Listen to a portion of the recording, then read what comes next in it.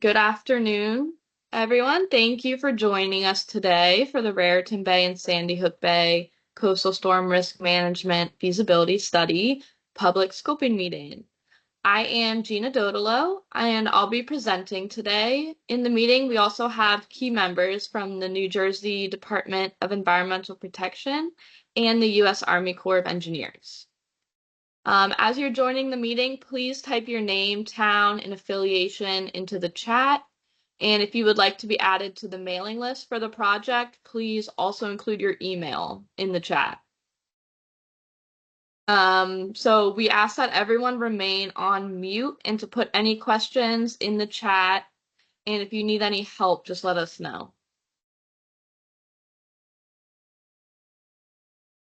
I'm going to start the slideshow. Everything look okay? Yes, ma'am. Okay, great.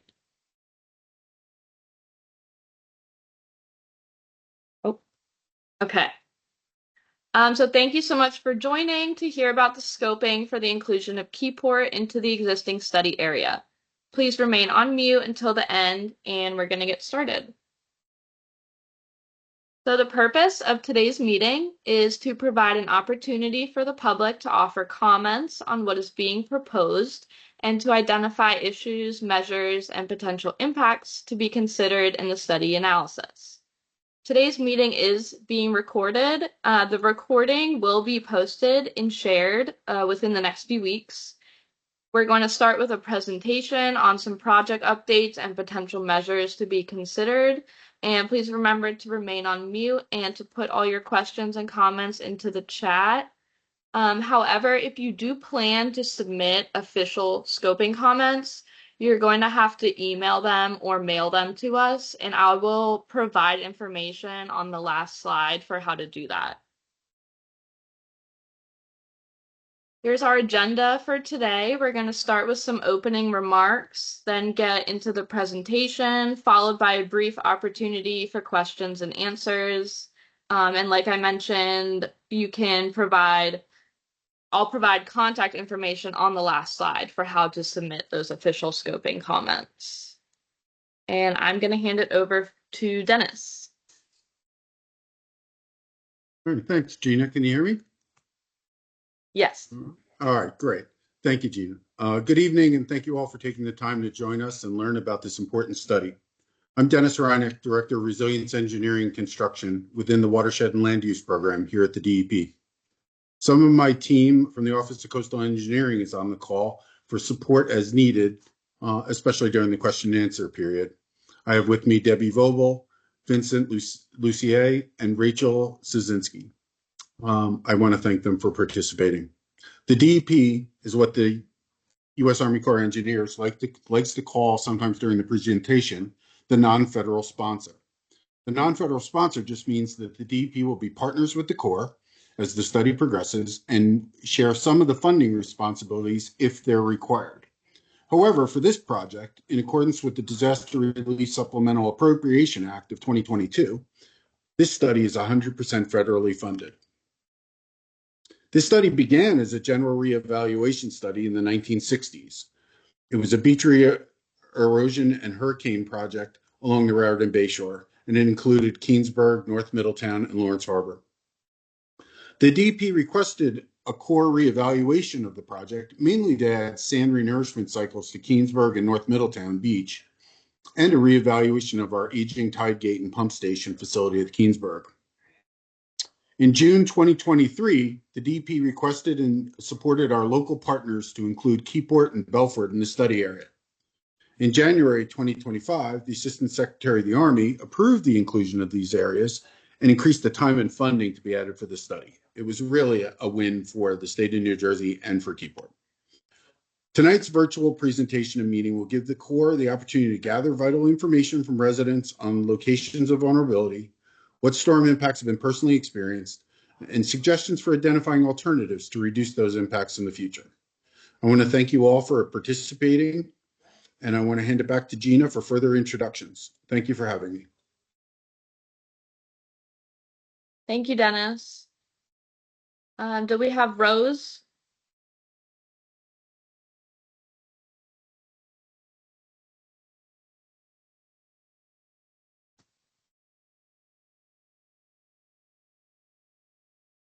Okay, we'll skip to Richard, the project manager. Hey, thank you, Gina, and thank you, Dennis. And I guess we'll hear from Mayor Reno in a few seconds. I guess having some audio problems. The U.S. Army Corps of Engineers is also thankful and values the partnership with the New Jersey Department of Environmental Protection and the Keyport Borough. So we really want to thank you for your partnership, and it really without the non-federal sponsor and the help of the localities, the study would not be would not be successful. So good evening, everyone attending. My name is Richard Haar. I am with the U.S. Army Corps of Engineers, Norfolk District, and I'm the project manager for the feasibility phase. We do have a lot of Army Corps staff on the call today, but I'm only going to introduce the technical leads at this time. Um, I would like to introduce Michelle Hammer, our planning and policy chief, and planning lead from the Norfolk District. Aaron O'Donnell, the engineering technical lead from the New York District. Terrence Fung, the economic lead from the New York District. And also, you already met Gina, the environmental lead from the Norfolk District as well. And Kaylee Loren, the culture resource lead from the New York District. And also, for people that might know, David Gentili, who is a project manager from the New York District. So how did we get here? As Dennis was saying earlier, the New Jersey Department of Environmental Protection requested a reevaluation in 2015 and reconfirmed the request in a letter dated in March 26th of 2021. The Army Corps of Engineers New York District and the New Jersey Department of Environmental Protection entered into a feasibility cost share agreement on August on October 18th of 2022 for the performance of the study. The Army Corps team will be led by the Norfolk District and includes team members from the New York District, Baltimore, and Philadelphia District as well. Keyport, along with Belford, were added to the study area following the public scope of meetings held in May of 2023, where we received public comments on wanting to be included, feedback from stakeholders, and also the New Jersey DEP also wanting the new Army Corps to be included into the study areas as well.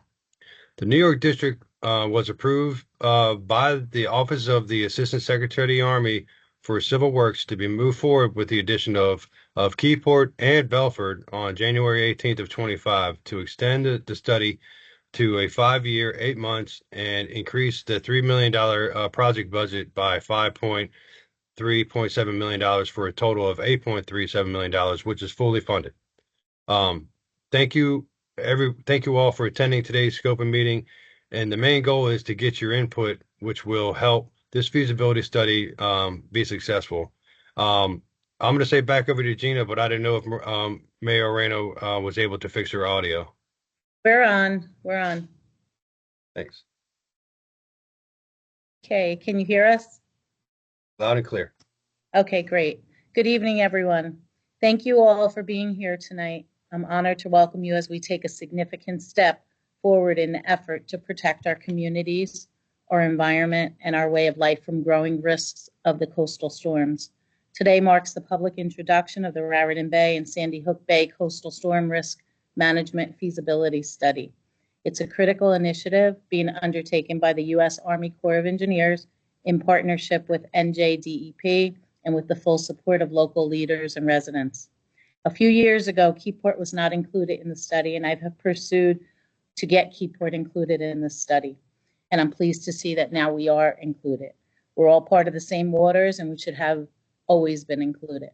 I want to thank the Army Corps of Engineers and NJDEP for setting up this meeting and discussing the inclusion of Keyport into the existing study. As mayor, I've seen firsthand the impact that severe storms and rising sea levels have had on our neighborhoods, infrastructure, and local economy. Events like Superstorm Sandy are stark reminders of how vulnerable our region is to coastal flooding and storm surge. This study is about looking forward. It's about using the best available science, engineering, and community input to evaluate how we can reduce storm damage risk in a way that is sustainable, cost-effective, and respectful of the unique character of the Bayshore communities.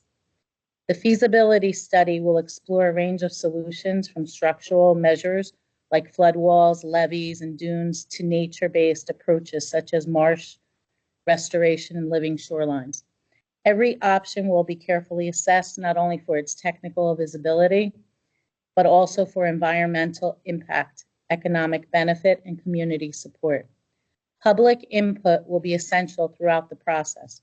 Your voices, your experiences, and your priorities will help shape the outcome of this study and ultimately the future of the coastline. This is not just a government project. It's a community effort. It's about protecting homes, schools, small businesses, natural habitats, and the rich history that makes our waterfront so special.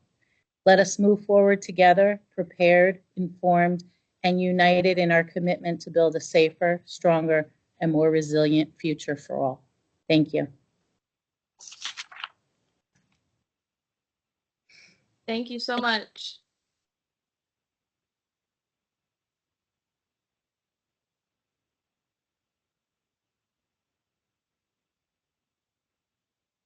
Okay, I'm gonna start with reviewing the National Environmental Policy Act. This is some guidance which requires federal agencies to consider and disclose the environmental effects of their proposed actions and to consider public input during the NEPA process, which involves both decision-making and public involvement. So as we start to evaluate the proposed measures and decide which ones should move forward, we also ask for public feedback on what issues you are experiencing within Keyport, what impacts should be considered, and what measures you think may be most beneficial to the Keyport study area. We will also be evaluating different environmental topics to determine what impacts our project may have on the surrounding environment. These topics include things like how will our project impact air quality? Will we be impacting cultural resources, environmental resources, critical habitat or protected species? Will we be impacting recreation in the area? And then we also look at how significant these topics are. If there are no significant impacts anticipated, then we move forward under NEPA with an environmental assessment, which is the case for this study.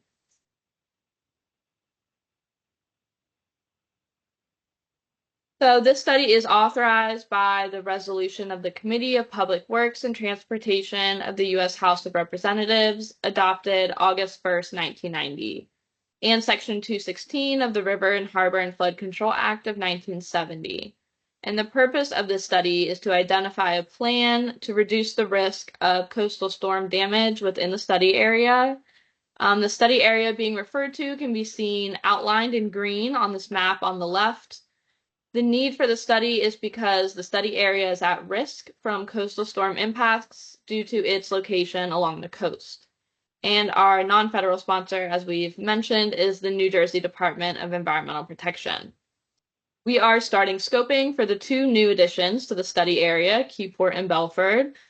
Today, we hope to gain comments and questions about Keyport, and we will have another scoping meeting for the community of Belford.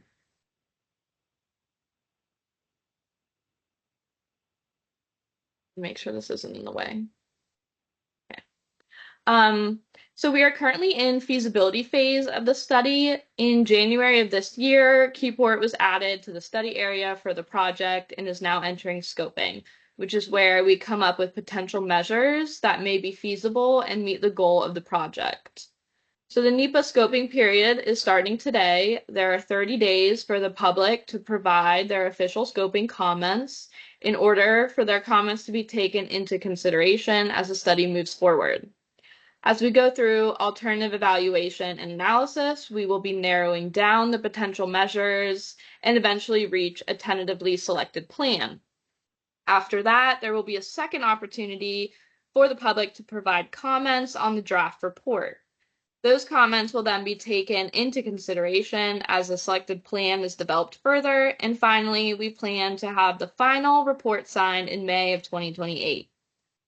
And then, so once feasibility phase is completed, the study would move into pre-construction engineering and design phase, where the actual design of the plan becomes more detailed and developed. And then we finally will enter the construction phase of the project. This is preliminary, relying on the fact that each phase moves forward.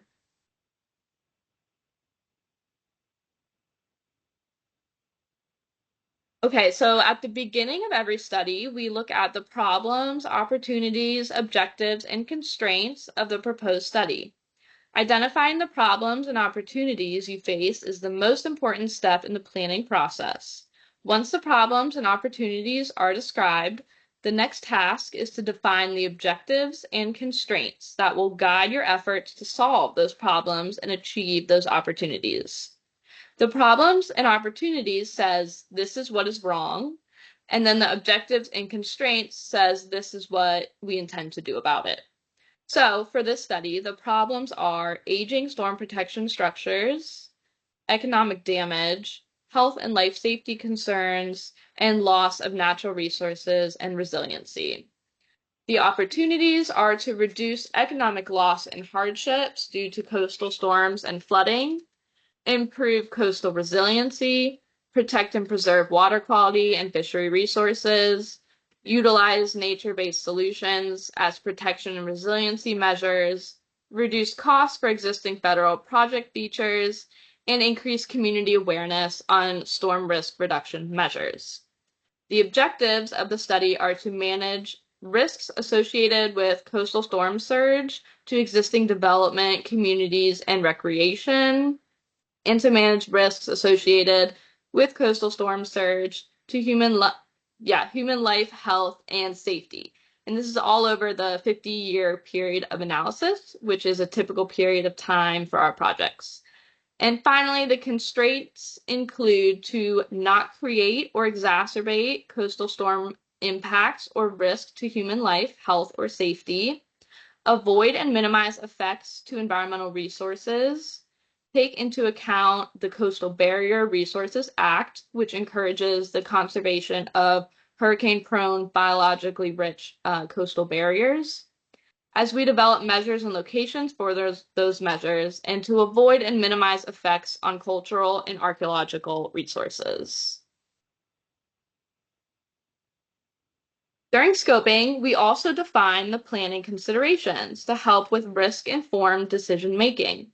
Risk-informed planning is an analytical process that aims to reduce uncertainty, but also acknowledges that it can never be eliminated entirely. So the goal is to efficiently reduce uncertainty by gathering enough evidence specifically needed to make the next planning decision and to manage the risks that result from doing so. And though these considerations are important, they do not limit the plan formulation. So with that being said, the planning considerations for this study are to look at the coastal zone management rules, construction methodology, acceptability by the non-federal sponsor, private property, critical habitat, cost implications, storm vulnerability, acceptance by the community, easements, and if historic properties and archaeological sites are within the project footprint. On the right here is a conceptual framework. So this starts with what is the hazard? So hazards include storm surge, tidal creek flooding, and wave attacks. And then you look at what is the effect of these hazards. The community is experiencing inundation of residential and commercial areas and shoreline and beach erosion. So what vulnerabilities are exposed from those effects? Damage, debris, and disorder, loss of transportation, loss of residents, loss of structures, loss of critical infrastructure, and loss of environmental resources. So we then need to look at potential measures that could help reduce the impacts from these hazards. We'll be looking at structural, nature-based, and non-structural measures. These are all preliminary, so we do not have an idea of which measures we will put where, but we are looking for your feedback on which measures you would support and if it would be helpful for Keyport. And again, there is no guarantee that any of these measures would be implemented, but your feedback is greatly appreciated. So starting with some structural measures, all the way on the left is storm surge barriers, which is a structural measure that helps with surge and wave attenuation and has movable gates for temporary closure to limit water levels during storms. Another potential measure is levees. These are helpful for surge and wave attenuation and to reduce flooding, though other components may complement this structure, such as also having floodgates or a pump station. A pump station is just a mechanical facility required for measures that impede inundation to ensure flooding on the dry side of the structural measure, and is not a standalone measure, so it would be incorporated with other measures. A flood wall can be beneficial for reducing flooding and wave overtopping, as well as stabilizing the shoreline, though this measure may also need accessory components. Another option is the tide gate, which prevents storm surge, high tides, or seeches from entering a given area and is particularly located at the mouth or inlet of smaller tidal creeks. Tide gates do not need an extensive barrier system to be constructed as it is tied into naturally elevated features. Another potential structural measure is beach nourishment. This involves the reinforcement of the sand barrier of the beach to manage risks from waves and inundation. Another measure is groins, which are wall-like structures that run perpendicular to the beach, and these structures are beneficial for trapping or attenuating sand. Detached breakwaters can help to reduce wave energy, reduce shoreline erosion, and can create a low energy protected area behind it. And these breakwaters can be either emergent, so they're partially out of the water, or submergent, so be fully under the water, just depending on what would be best for the specific area. And finally, reinforced dunes, which reduce erosion and inundation. And these structures consist of a flood wall or revetment that is hidden beneath the sand. And then there's a top layer of sand on top of it that's maintained. So now I'm going to move into some potential nature-based measures. We'll start with artificial reefs. These reefs reduce typical wave and storm wave conditions to provide a buffer before the shoreline. These can either be marine or estuarine nearshore reefs or oyster reefs, and are constructed out of rock, concrete, stone, boulders, reef balls, shell, and oyster spat. And then surge wetlands is a natural-based measure that assists with lowering risk associated with surge during storms and hurricanes. This measure would support natural coastal protection, however, would require a large amount of space in order to provide the coastal storm risk management benefits. On the left here is a living rocky shoreline, potential nature-based measure. This acts as an alternative to revetments and groins. This feature would be constructed of rock material in the form of blocks, slabs, and angular boulders and cobbles, and potentially can be enhanced with woody debris, as well as providing shoreline toe stabilization and reducing surf zone waves by creating a type of barrier. It also provides rocky habitat for sessile and mobile fauna. The rocks and boulders and wetland grasses would slow down the energy from the waves before hitting the shoreline. Then there is a nature-based measure called living rocky groins, which are alternatives to structural groins. And they still provide shoreline stabilization and drift sand attenuation, however, also incorporate habitat for flora and fauna. And lastly, dune with native vegetation, which would reduce inundation or flooding from coastal storms, surge, or waves, and involves the one-time creation of a dune planted with native vegetation, and the roots of the vegetation can help stabilize the sand and increase habitat quality. Okay, on this side, we have non-structural measures that can help with reducing impacts from storm surges and flooding. Non-structural management involves measures that would basically remove people from floods, leaving floodwaters to pass unmodified. So this differs from other types of measures because it focuses on reducing the consequences of flooding. It involves permanent or contingent measures applied to a structure or its contents that prevent or provide resistance to damage from flooding.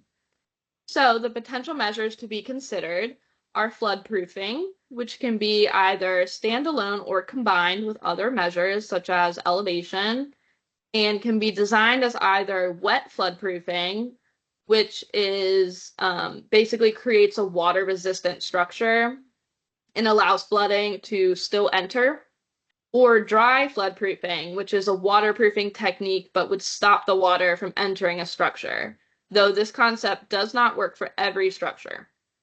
Another type of non-structural measure is elevations, which basically lifts an existing structure above the flood elevation. And this measure is typically more appropriate for single-family houses. And then another option is acquisition and relocations, which involves purchasing a structure and its land and to relocate the structure outside of the flood zone. And that's it. So we've reached the end of the presentation. If you have or had any questions on the presentation, please put your questions and comments in the chat. And we will get to any questions that maybe haven't been answered yet. And then on the next slide, I'm going to show the contact information for submitting official scoping comments, which we really appreciate when people do that. So you can submit comments via email or mail to the addresses listed below. We do have all this information available on the project website as well. And the deadline to submit comments is July 10th. And I will turn it over to see if there were any questions in the chat that haven't been answered or any discussion topics. Hi, Gina. Just taking a look at the chat. I do not see any questions at this time, but we do have contact information on emails from the attendees, and we really appreciate that. Yes, thank you.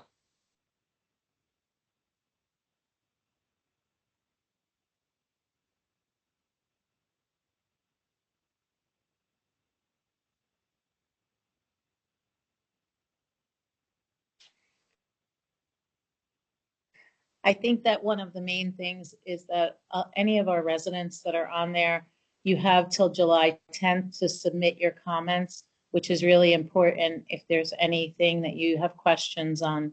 So I do see a few of our residents on there now. So if you have the QR code to submit them, it would be important to take that information so you could submit them. There's also an email on there. I can't read it from here. Denise, maybe you could see it.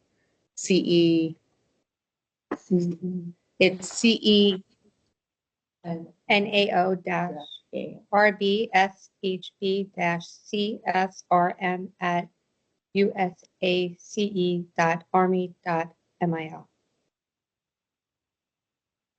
And Madam Mayor, if I may, if there are residents that are interested in this presentation, Gina did mention it would be placed on the website for viewing at other times. We will also have a separate meeting for Belford, and while it will be for those residents, it would cover similar information. And so if you have residents that would like to participate live, we can certainly make sure that you have that information as well. Okay, thank you. Yes, ma'am.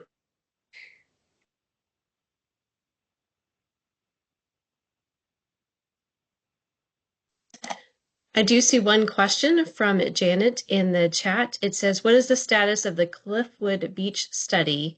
And can you provide an update on possible solutions that as they may impact Keyport? And I'm going to ask Dave, I don't know if there's additional information or another study that's been done for Cliffwood Beach.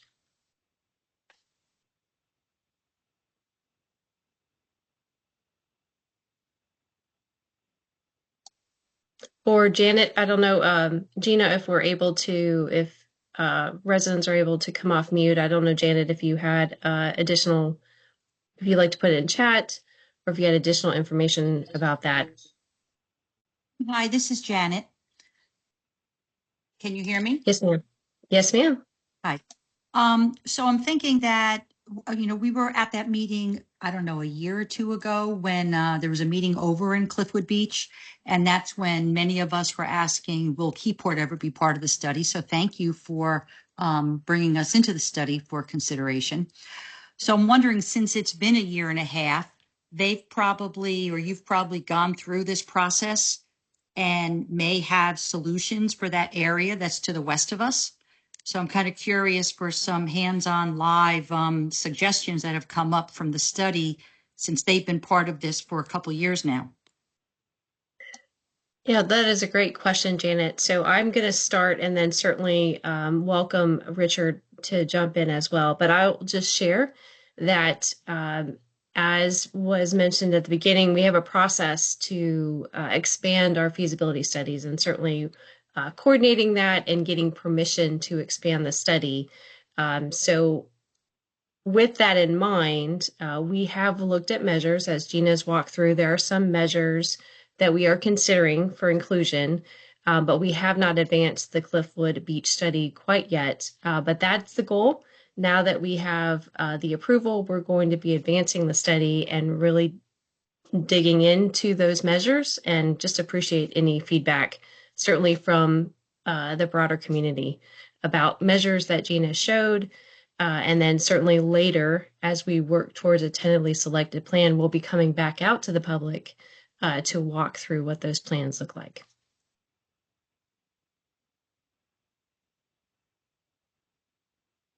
I didn't know, Richard, if you would like to add anything to that. No, not at all. I was trying to look through, trying to show the measures that we actually came up with so far. But we have some measures that we're screening, and I was trying to pull up the map of where we're at with that. So just bear with me for just 1 second.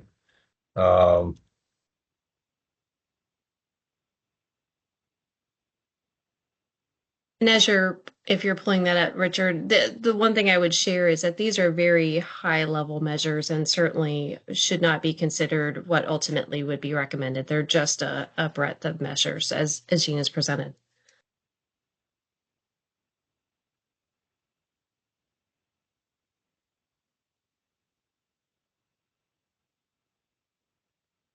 Yeah, I'm at the areas that we have within Cliffwood Beach, Lawrence Harbor area.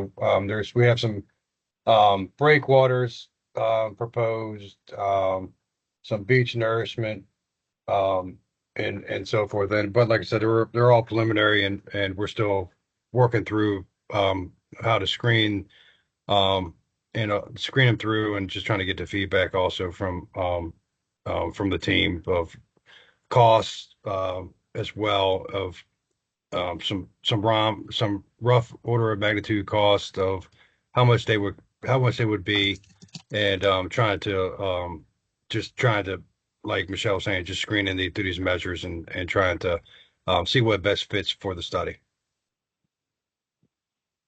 Yeah, and sorry I was on mute. Didn't unmute myself. But yeah, for Jan's information, they are the same study, even though we have been looking at Cliffwood Beach a little longer. Now that Keyport and Belford are added to this study, the results for the entire area will be evaluated at the same time, and no negative effects can be induced to a neighboring community. That's one thing that is looked at. I saw there were other questions can be submitted at a later time, can be mailed to the address on the screen. But you have until 10 July.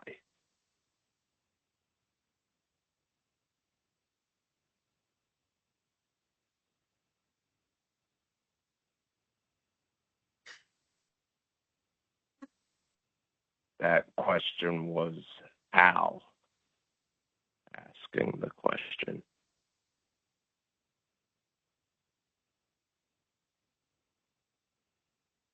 Yeah, that's correct. Comments can still be submitted until July 10th through the email or mailed to the address below. And again, this information is available on the project website, and we do have this presentation also uploaded onto the website.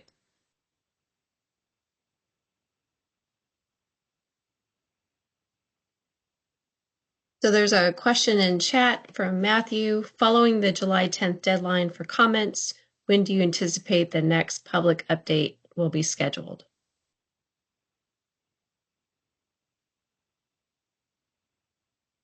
Matthew, I'll start first and then certainly welcome that for others. When we develop apps, thank you, Gina. When we select a tentatively selected plan and develop a draft report, that will be the next official time to open up for comments. But between now and then, I believe we'll have certainly additional public meetings.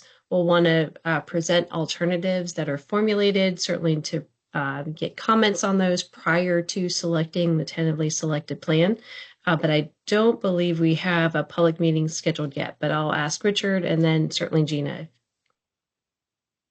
No, you're correct. We don't have that. Then like the next public meeting we do have is for Belford, and that's going to be next week on the 18th. But like Michelle was saying, we do have once we have the draft report finalized, or well, that's probably when we're going to have the next public meeting to share our findings and go over the report that that we released to the public.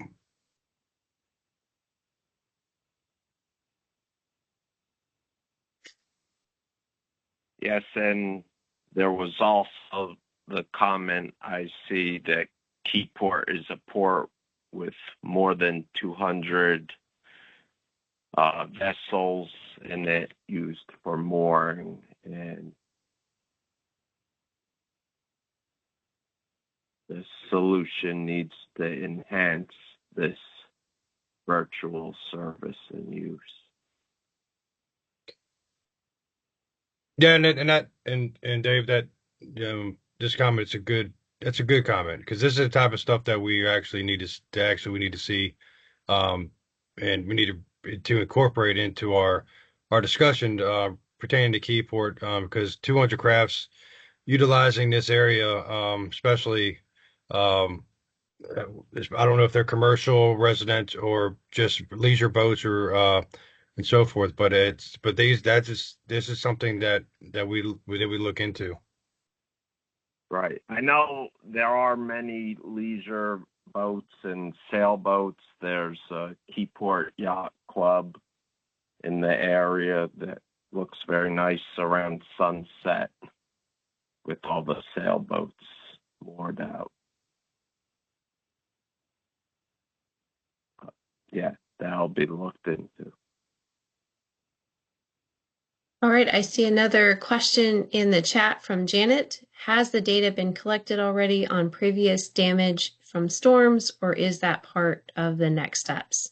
And Janet, we do have some damage that has been received, but certainly if you or anyone else have personal experience of damage or even photos of damage that has occurred during storm events, please feel free to forward that. We like to make sure that that assessment is informed by on the ground experience. So thank you for that question. And if you have any information, please feel free to share that with us. And you can send that information to that email on the screen as well. And to piggyback on that question too, we have gathered some data from the localities and from other public scope meetings too that we had back in 2023. So we have some damage. We have collected some data, but more the merrier. And if you have some like we were just saying, please share.